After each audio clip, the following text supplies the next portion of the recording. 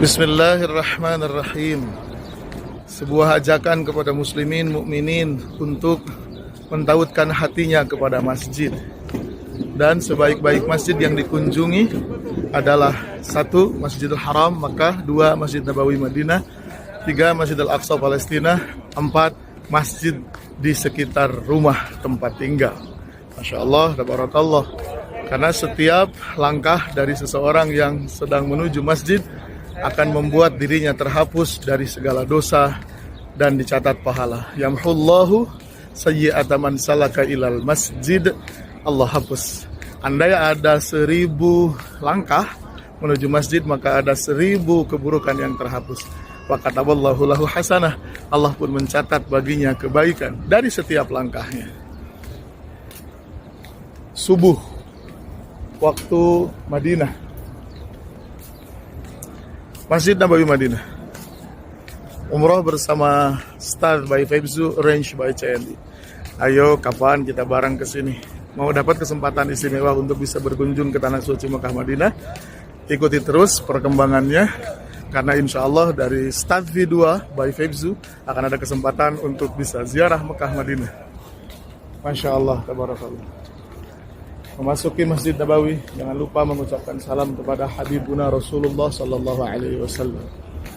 Assalamu alayka ya Nabi, Assalamu alayka ya Rasul, Assalamu alayka ya Nabi, Assalamu alayka ya Rasul, Assalamu alayka ya Nabi, Assalamu alayka ya Rasul, Assalamu alayka ya Nabi, Assalamu alayka ya Rasul.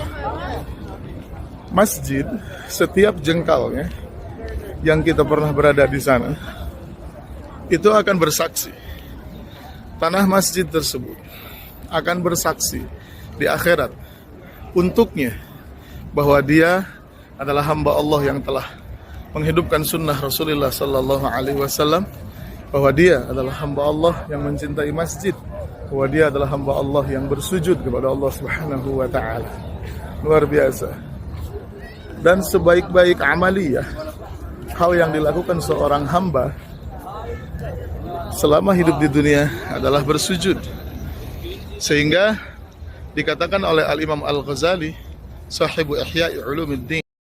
Ya, ini lanjutannya. Mohon maaf tadi terpotong karena batasan durasi. Ya. Sahibu Ihya'i Ulumuddin Al-Imam Abu Hamid Muhammad bin Muhammad Al-Ghazali rahimahullah, beliau pernah mengatakan tentang penyesalan ahli kubur, bahwa ketika engkau melihat kuburan, fahami dan pastikan bahwasanya semua mereka yang sudah berkalang tanah itu menyesali satu hal. Menyesal karena tidak menyempurnakan masa hidupnya di dunia sebelum kematiannya. Sehingga satu-satunya harapan dari mereka yang telah berkalang tanah terkubur adalah mereka ingin dihidupkan kembali oleh Allah untuk memperbaiki segala hal yang pernah terjadi sebelumnya. Dan seberuntung-beruntungnya manusia adalah mereka yang selama hidupnya telah mentautkan hatinya dengan masjid, karena mereka bersujud kepada Allah Subhanahu wa taala. Sebaik-baik amal seorang mukmin adalah sujudnya kepada Allah. Andai manusia tidak memiliki apa-apa di dunia, maka sujudnya adalah segalanya baginya, sehingga dengan sujudnya dia bisa menebus kebahagiaan akhirat. Bahkan Rasulullah sallallahu alaihi wasallam menjanjikan syafaat bagi umatnya yang bersujud kepada Allah. Ingat dengan sebuah qasidah yang berbunyi, laulaka ya zinatal wujudi ma taba aishi wala wujudi wala tarannamtu fi salati wala ruku'i wala sujudi. Rasulullah sallallahu alaihi wasallam telah mengajarkan bagaimana seseorang bisa menikmati setiap detik di dalam hidupnya untuk bersujud kepada Allah. Karena tidak ada kenikmatan bagi orang yang tidak bersujud kepada Allah. Sebaliknya, sebaik-baik kemuliaan, sebaik-baik kebaikan, sebaik-baik keagungan Allah janjikan bagi mereka yang mau bersujud kepada Allah Subhanahu wa taala. Lihat bagaimana sujud bisa menyelamatkan seorang pendosa. Lihat bagaimana sujud bisa mengangkat derajat mereka yang terhina. Lihat sujud bagaimana bisa membuka pintu surga. Dan jangan lupa sejarah tentang bagaimana Azazil. Azazil adalah nama pertamanya iblis ya. Azazil itu disuruh bersujud kepada Nabi Adam. Makna sujud di sini berbeda dengan sujudnya kita makhluk atau hamba kepada Allah Subhanahu wa taala. Sujud artinya memuliakan. Sujud artinya menghormati. Akan tetapi kalau kita tidak mengikuti perintah Allah untuk bersujud kepada Allah, maka akan seperti apa hal buruk yang tertimpa. Karena ketika Allah memerintahkan iblis untuk memuliakan Nabi Adam saja, iblis terusir dari surga. Bagaimana ketika Allah menyuruh kita bersujud kepada Allah Subhanahu wa taala? Bila kita mengabaikan perintah tersebut, apa yang akan terjadi kira-kira?